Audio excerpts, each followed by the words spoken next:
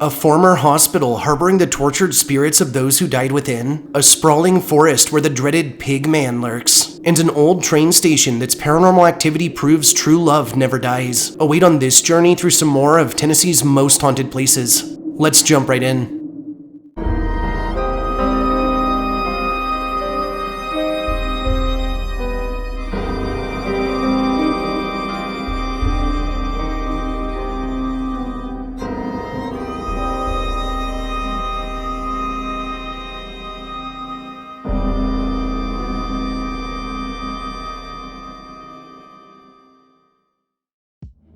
Hey guys, and thanks for joining me on this adventure through some more of Tennessee's most haunted places. Recognized for its ties to the forming of our very country, for its sprawling state parks, aged battlefields, and good southern cuisine, the Volunteer State also boasts a terrifying connection to some of the US's most chilling ghost stories. Are you sure you're ready for this one? Our first haunt has us straddling the Tennessee-Arkansas border and braving the National Ornamental Metal Museum. The National Ornamental Metal Museum, which is placed on a 3.2-acre plot out of Memphis, Tennessee, is a sprawling campus founded by artist and blacksmith James Wallace that hosts a series of displays and exhibitions of intricate metalworks alongside prominent metalsmiths, and whose bounds are believed to be haunted by ghosts from a past that long predates the creation of the museum itself. Historically, the site the museum now sits upon traces its roots back to July 16th of 1798, when President John Adams established a Marine hospital service that was designed to care for sick, injured, and disabled seamen, and that actually acted as a catalyst for the U.S. Public Health Service. Notably, his first Marine hospital was located in Napoleon, Arkansas. However, sadly, in the 1870s, a change in the course of the Mississippi River would result in this early construct being literally washed away, and our current museum site was selected for the next of such hospitals in 1881. This new site would open its doors in 1884 and would include 6 buildings, being an executive building, a surgeon's house, a stable, 2 wards, and a nurse's building. And in its earlier days, the facility would be used to care for Civil War vets as well as to research potential cures for yellow fever. Through the 1930s, a handful of Works Progress Administration buildings were added to the property, while the 2 aforementioned wards and the stables were demolished, and the executive and nurse buildings, both of which formerly faced the street, were actually moved by way of wagons and mules to their current locations. More recently, and after years of dutiful service, the hospital would officially close its doors through the 1960s, after which it was deeded to the city of Memphis under the Heritage Conservation Act. Essentially, it was decided that the space would be used for a cultural, educational venue, and in 1977, Jim Wallace was hired to oversee the creation of the metal museum we know today, which was designed as an interactive place of learning. Jim would then go on to figurehead the museum for nearly 3 decades, and would establish programs for artist residencies alongside an official museum and library before his retirement in 2007, in order for him to pursue his own work. In the present, the museum remains open to visitors and boasts a collection of over 3,000 items in its permanent fixtures, alongside countless traveling exhibitions. Additionally, for those interested, the site also offers hands-on workshops and classes that teach a wide array of skills. Now, considering its dark past, it should come as no surprise that the whole of museum grounds are believed to be haunted by the spirits of vets and the sick who perished within, and both staff and visitors have reported extreme cold patches felt in temperature-controlled rooms, instances of doors opening and closing on their own, and accounts of displays where museum objects found moved or rearranged in under impossible timeframes. Investigations of the expanse have yielded high EMF levels, crystal clear EVPs, and hits on both thermal grids and communicative devices such as spirit boxes, while others have told of the constant and even pervasive feeling of being watched.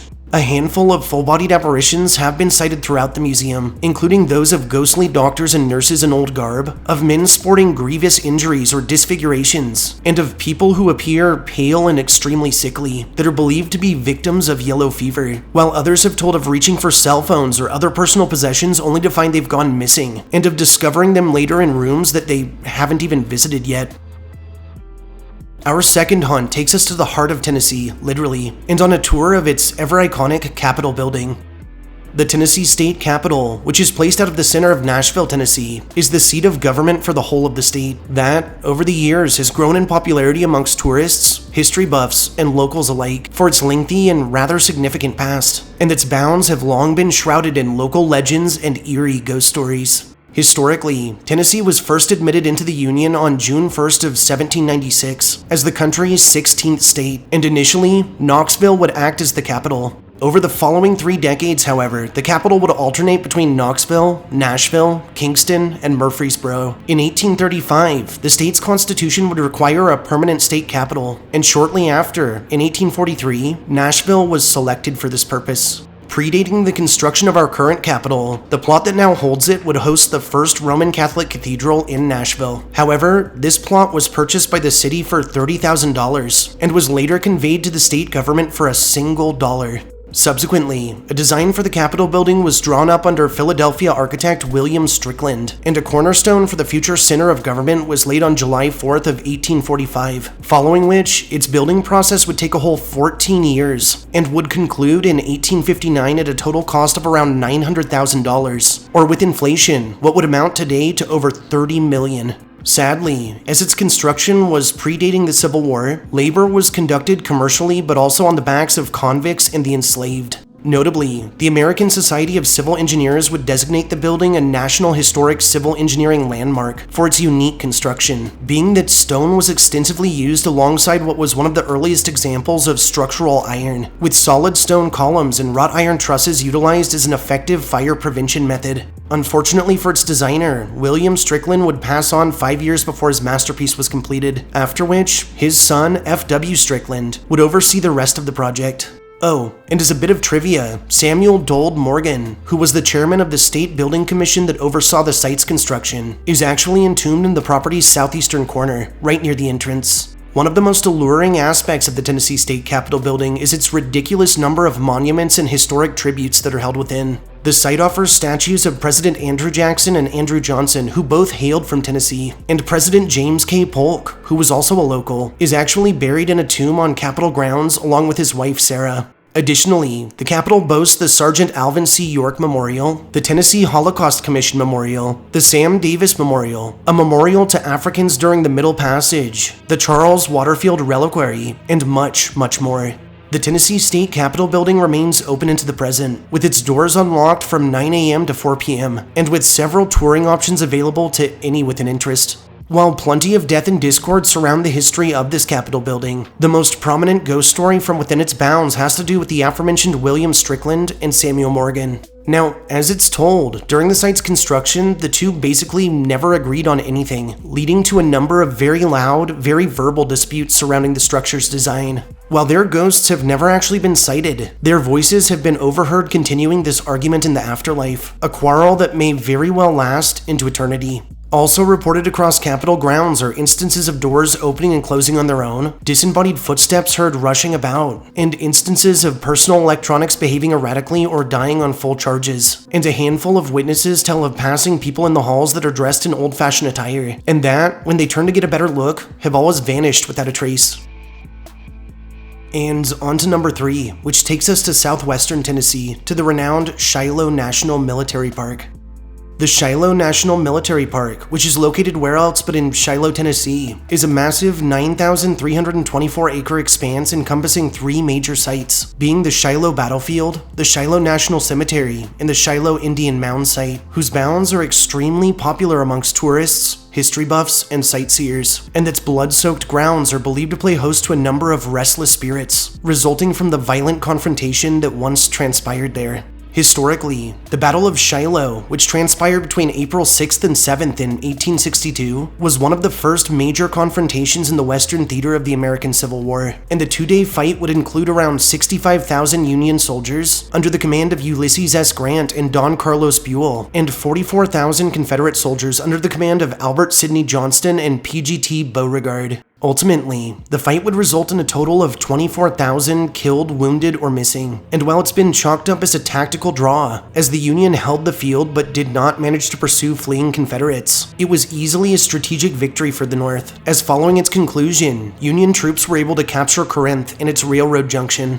Following the war, America began looking at the preservation of a number of its battlefields, and on December 27th of 1894, the Shiloh National Military Park was established. Subsequently, in 1904, one Basil W. Duke was appointed by President Theodore Roosevelt as the park's commissioner. Rather disturbingly, over the years, chief complaints from local farmers whose properties were placed near the park would revolve around pigs rooting up pieces of dead soldiers, and the demand for some form of preventative action would rise. In 1933, the whole of the park was transferred from the War Department to the National Park Service, and in 1966, the site was listed on the National Register of Historic Places. On May 6th of 1991, the nearby Corinth battlefield was officiated as a National Historic Landmark, and in the year 2000, it would be added to our current Shiloh National Military Park. The whole of this prestigious expanse remains open into the present, welcoming countless visitors each year. Also contained within the park is the aforementioned Shiloh National Cemetery, which sits adjacent to the visitor center and bookstore.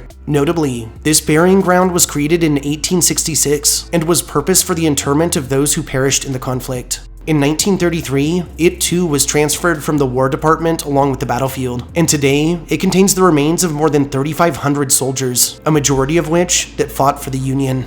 Additionally, the military park also contains the Shiloh Indian Mound Site. From what archaeologists have uncovered, it's estimated that these mounds were created sometime from 1000 to 1450 CE through the early Mississippian period, and they are thought to have acted as central places of gathering and possibly worship. Both the cemetery and mounds are now considered just another part of the Shiloh Military Park and are also open to the public. Quite simply, the Shiloh National Military Park is believed to be haunted by the spirits of those thousands killed in its fields. And across the site, both officials and visitors have reported phantom gunshots and drumming, ghostly cries and shouts, and the clash of battle heard emanating from thin air. Several have told of odd patches of fog that descend upon the area alone on otherwise clear nights, and some tell of instances of strange pains or numbness felt in their limbs, or of personal possessions that get burning hot suddenly and inexplicably. Through the cemetery, a handful of ghostly soldiers have been spied roaming about, and several more terrifying accounts detail apparitions that are missing appendages and that are searching for their lost limbs, that are believed to be related to the bodies rooted by pigs. Lastly, near the park's Indian mounds, many have told of disembodied traditional drumming and chants in native tongue, of ghostly fires sighted atop the mounds that are there one moment and gone the next, and of the sighting of shadowy figures clad in traditional attire that watch the living intensely before fading away. Number 4 lands us just off the banks of the mighty Mississippi River and has us hiking the many trails of the Meeman-Shelby Forest State Park. The Meeman-Shelby Forest State Park, which is placed within Shelby County in Tennessee, is a massive 13,467-acre expanse bordering the Mississippi River that's grown wildly in popularity and renown amongst hikers, nature enthusiasts, hunters, anglers, bikers, horseback riders, and more, and in infamy amongst paranormal investigators and dark tourists as a place of strong supernatural phenomena and downright horrifying cryptid encounters. Historically, for thousands of years, and like much of the landscape surrounding the life-sustaining waters of the Mississippi, the region now holding the Meeman-Shelby Forest would play home to tribes native to the region, including the Cherokee and more prominently the Chickasaw, who thrived off its plentiful game, fresh water, and other valuable resources. Later, through the Jackson Purchase of 1818, Shelby County would be purchased by the U.S. government, after which, a year preceding, it was settled by European-American migrants including former Kentucky Governor Isaac Shelby, from whom the county would derive its name. Through the early to mid-1800s, the Shelby County seat would be located in a township called Raleigh, which is now part of Memphis. And after the American Civil War, in recognition of Memphis's astounding growth, the seat was officiated there instead, with Raleigh basically being absorbed by the larger metro. Through the mid to late 1800s, and as with other states across the country, Tennessee's forests were on a path to total decimation in the shadow of America's over-aggressive logging and deforestation practices, and this looming threat would result in the forming of a number of our state parks and preserves. Incidentally, through the early 1930s, what was known as Shelby Forest State Park was established as part of a New Deal recreation demonstration area for the National Park Service. Subsequently, conservationist and editor of the Memphis Press Scimitar, one Edward J. Meeman, would take a particular interest in this landscape that he would grow to love. Notably, predating his conservation efforts through the area, Meeman would travel to Germany pre-war for an interview with Adolf Hitler, and in his travels, he would find inspiration in the country's forest reclamation projects, with woodlands there greatly mirroring those of the eroded South.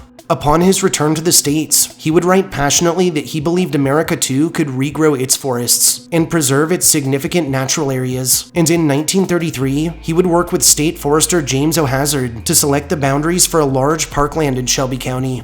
Following the establishment of their park, the National Park Service would provide both funding and labor by way of the Civilian Conservation Corps. And much like pretty much every other state park established through this era, over the following years, the CCC would construct various shelters, campsites, trailheads, and more, all the while replanting native trees. Additionally, the Works Progress Administration would construct a series of cabins and recreational structures, the largest of which was an admin building, which housed a full rec hall, auditorium, and cafeteria. By 1941, the Meeman Shelby Forest would tote picnic areas, playgrounds, group camps, and multiple swimming areas. Sadly, however, the onset of World War II would greatly affect the landscape's evolution. In 1944, the National Park Service would transfer the whole of the area to the state, and it would take another 5 years before development of the landscape would start up again, this time under state supervision. By 1962, the park had reformed the area so drastically that it was internationally recognized, and as its woodlands were healed, native species including deer, foxes, raccoons, and even the rare Mississippi kitebird would begin to flourish once more.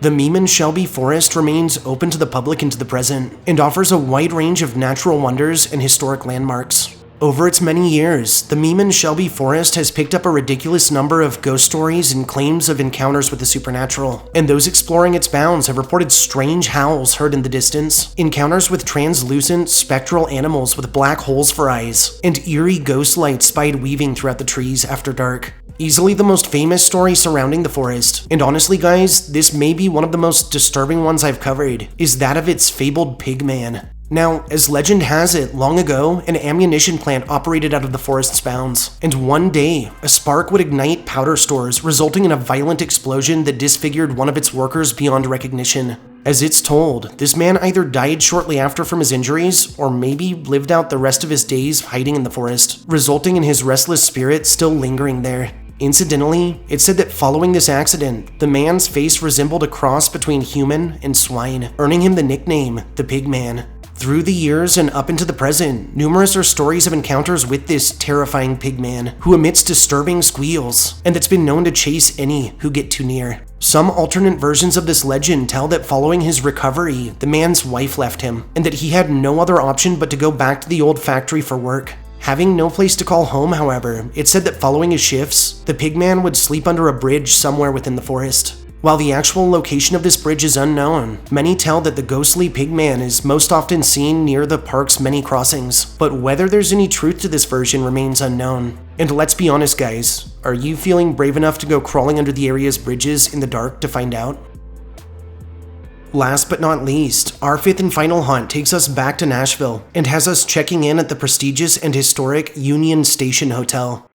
The Union Station Hotel, which is located in the heart of Nashville, Tennessee, is a former railroad terminal turned luxurious and eclectic lodging. That's bounds are a popular scene for tourists through the area, locals, and all manner of events, and that harbors a chilling array of ghost stories and local legends. Historically, through the golden era of rail travel, Union Station was designed through the late 1800s under Louisville and Nashville Railroad Chief Engineer Richard Montfort, and its construction would last from 1898 to 1900, when it was officially opened for travel. Built just to the west of downtown Nashville, the site was spanned by a viaduct above a natural railroad cut, and this was utilized to host most of the tracks routed to the area.